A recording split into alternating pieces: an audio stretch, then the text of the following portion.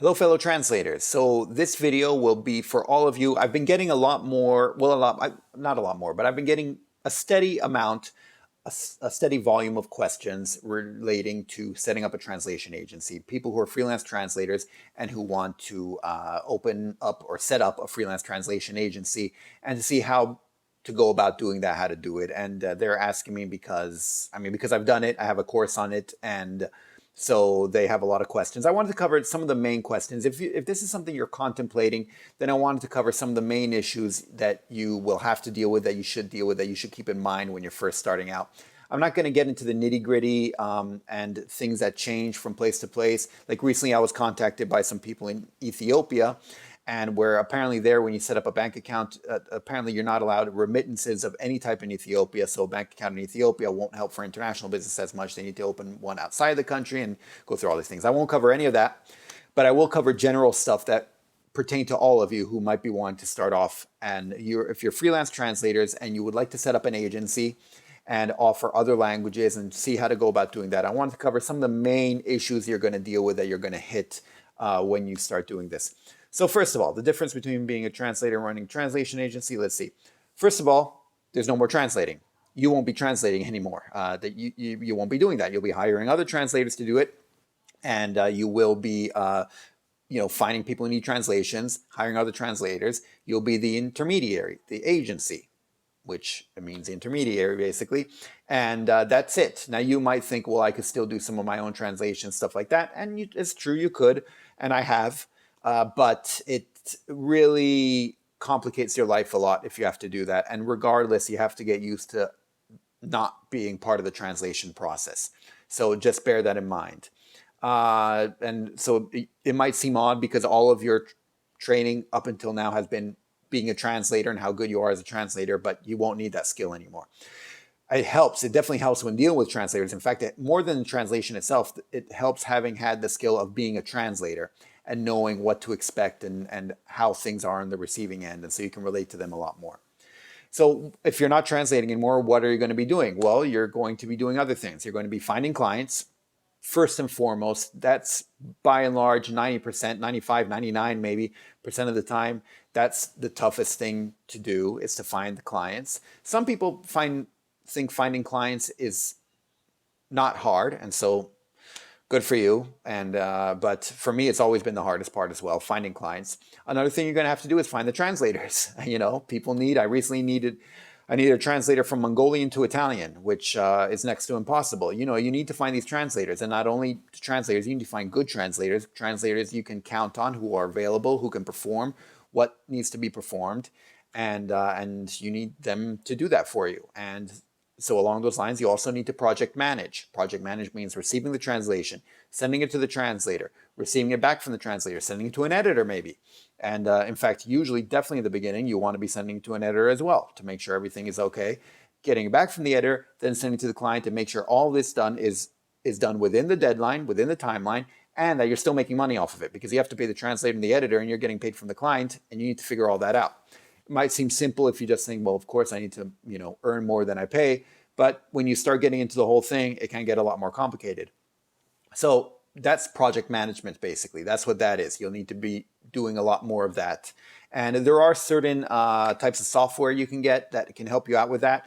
But at the beginning, in fact, usually at the beginning, I don't recommend paying for that. I recommend just figuring it out on your own. And, so at least you know what's going on behind the scenes. Then you can get some software to make it easier for you. But at first, realize, okay, I'm being hired for this job. I'm hiring other people for the job. And I need to know all the nitty gritty of what's going on for everyone. And then what else? You are going to have to assume more risk. That's a big part that usually you don't think about when you're a freelance translator, that the agency assumes all the risk. What do I mean by this? I mean that they're contacting companies here, companies there, and everything like that. If the company decides not to pay them, or if there's an issue with the payment, or for some reason the company goes out of business, or whatever it might be, they won't get paid. They still need to pay the translators. Now, certain agencies don't pay translators and have issues. That's something else. So there is some risk if you're a freelance translator, but it's minuscule compared to what it is when you're an agency. And you really will have to chase your payments and make sure that you're dealing with legitimate companies that can pay you.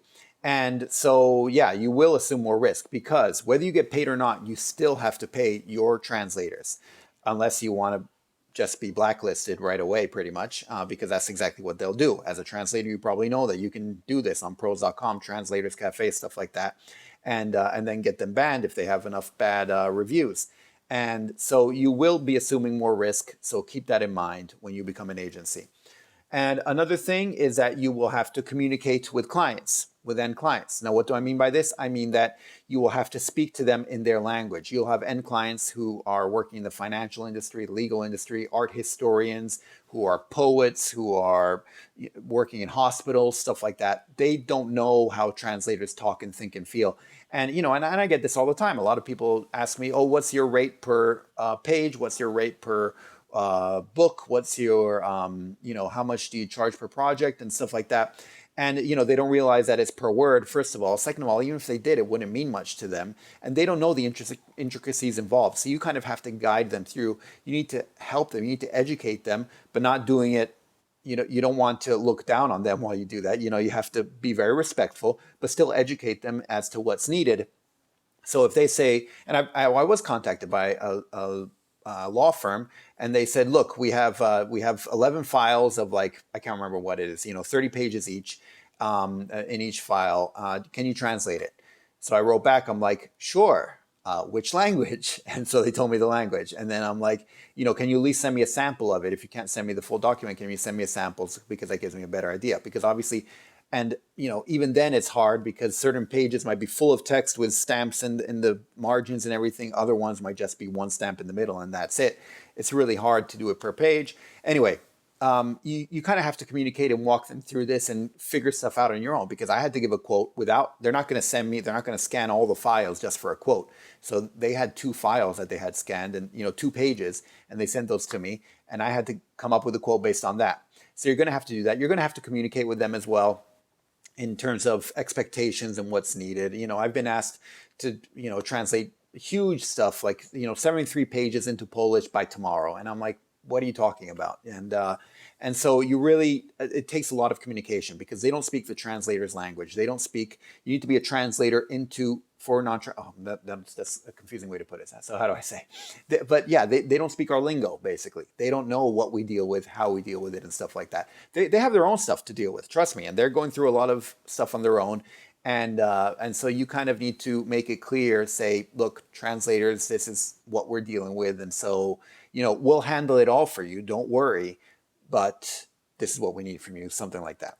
And so, yeah, you need to be that intermediary. You need to be the person in between. You need to earn your keep as the person in between. And that's why most freelance translators can't and don't even want to deal with end clients, because it is a big headache very often to find them and to deal with them, et cetera, et cetera. But that's also why, as an agency, you can get paid more, because you do deal with all of that, and it helps. To deal with that helps because you're going to have to deal with it. Anyway, those are the main points that you have to bear in mind. I'm sure there are others, but these are the main ones that I come across whenever I'm dealing with people who want to make that transition from freelance translator to translation agency. So just bear these in mind. Keep this in mind. If you have other questions about it, feel free to let me know. Like I mentioned, I have a course that goes through it all from A to Z. But yeah, those I think are the main points that you should keep in mind before you even get started, so you kind of have an idea of what needs to be done. And yeah, that's pretty much it. So hopefully you can find this useful. If after hearing that you still want to set up an agency, then yeah, by all means you should. I'll leave a link to my course down below in case you're interested.